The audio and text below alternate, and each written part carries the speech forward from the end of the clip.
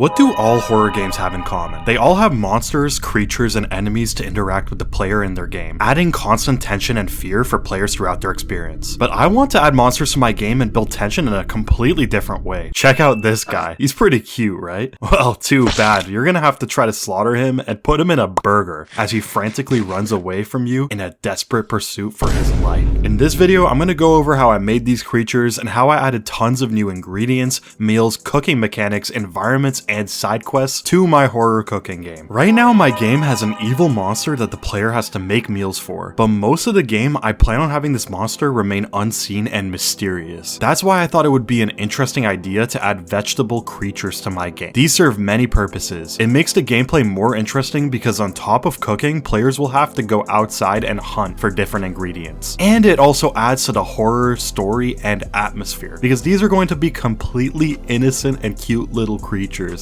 I mean, just look at this guy. At first, I started experimenting with my own AI system, which had some interesting results, but eventually I got something that worked alright for now. Then I hit up my friend to make me a model for the game, and she cooked. It's still gonna need some new texturing to match the art style, but he still looks pretty cool right now. The creature's AI has 4 different states: idle, wandering, running, and dead. These little guys will graze around until they see the player, and then they'll start erratically running away from the player while flailing their arms around in a frenzy. You can kill these guys by either throwing them against a wall or launching a knife at them. When they die, they'll drop their respective fruit or vegetable, and in the future I plan to have a gruesome animation and maybe have their skin peeling off as you take the fruit. While nothing's concrete, I experimented with the idea of being able to cut up cubes of meat and lure the creatures over. This could add more strategy to catching them, especially if in the future newer creatures may have different speeds and detection ranges and behaviors. This could pose a new challenge for players to catch them, and I even like the idea of capturing them and breeding them to create weird strains or boost the creature's taste in a weird messed up way. Kinda like what humans already do with animals in the real world. I also plan on adding more ways to kill them and new behaviors and depth to them. Now that I have these creatures in the game, I need somewhere for them to spawn and come from. So I added a backyard area to the facility that the player can hunt the creatures in. First, I started with a plain layout of the general area, then I created a terrain object in Unity and sculpted a mountain range around the player. I really wanted to feel claustrophobic and isolated, like there's no escape.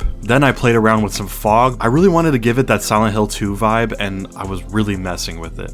Finally, I built some fences, and the creatures can now roam free and graze it up. They'll randomly spawn from these burrows in the ground like rabbits, with a certain spawn limit so that things don't get out of hand. Next, I went on to experiment with creating a dialogue system and side quests. While this isn't going to be a super narrative heavy game, I do want some dialogue to have some world building and lore, and also to teach players about the different mechanics in the game. Wow, those are some wise words there, buddy. I couldn't have said it better myself. I'm not going to spoil too much for now, but there's a small side quest with a guy under a drain grate that is begging you to bring him a sausage. And if the player helps him out, you could be rewarded with more money, lore drops, or even different ways to escape in the future. It's time now to move on to arguably the most important aspect of my game. I decided to add a lot more depth to my cooking system. For new ingredients, we have potatoes, blocks of cheese, salad dressing, sliced steak and sausages, and salt. And for the new meals, we have the salad. As it stands now, there's just one main mechanic. You can slice stuff, and that's pretty much it. So I decided to add 4 more. We've got shredding, mashing, pouring, and seasoning. And pretty much every ingredient in the game can be affected by these mechanics in one way or another. For shredding, you pick up an ingredient and grate it up and down against a shredder, and your shredded food will spawn in on the bottom. For example, you can slice a block of cheese or shred it depending on the recipe's requirement. And you'll need to shred lettuce to form the base for the new salad meal in the game.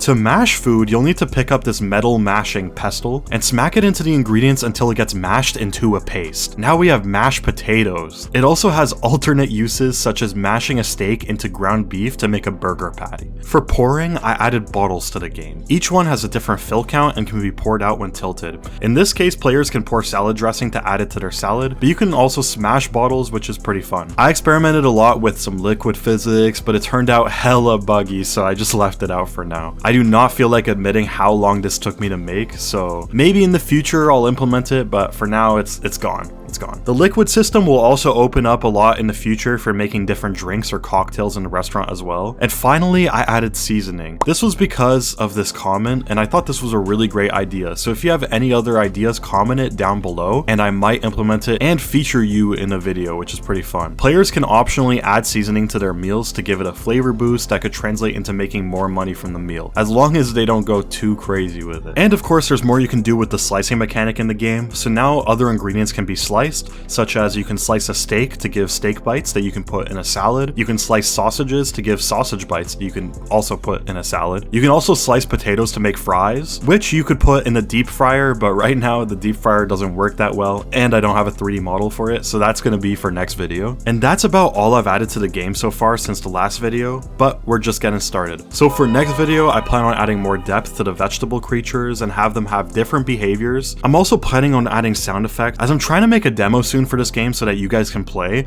and sound effects are going to be really important for making this horror experience. I also want to add more depth to the cooking system and different ways to cook the food. So right now we only have the grill, but I plan on adding a deep fryer like I said. I'm also adding an oven so you can bake food, and a stove so you can boil water and make soups. I'm also hoping that I can add some kind of dialogue and story to the game, as well as build around a tutorial so that players can start, because I'm really trying to make the demo and the Steam page as soon as possible. I'm hoping by next video I'm gonna have a Steam page and demo so you guys can play and wishlist it and give me your harsh feedback. So thanks for watching, and please subscribe so you can be notified of the next devlog. And if you don't subscribe, I'm gonna eat all of your potatoes, so watch out, buddy.